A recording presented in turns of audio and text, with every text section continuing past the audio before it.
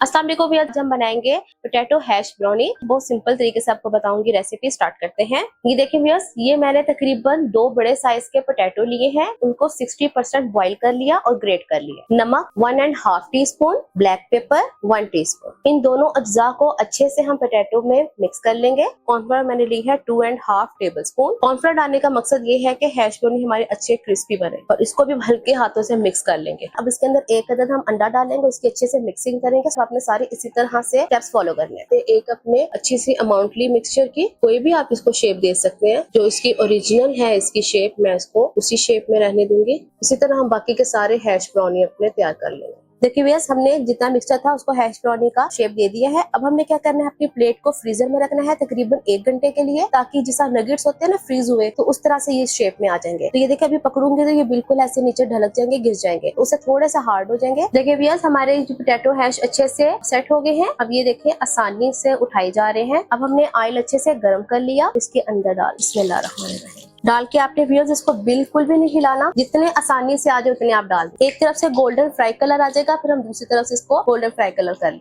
ये दोनों तरफ से इसका कितना प्यारा गोल्डन फ्राई कलर आया है। ये इसका टेक्सचर है। अब इसको हम निकाल लेंगे अपनी प्लेट में। कितने क्रिस्पी है ऊपर से।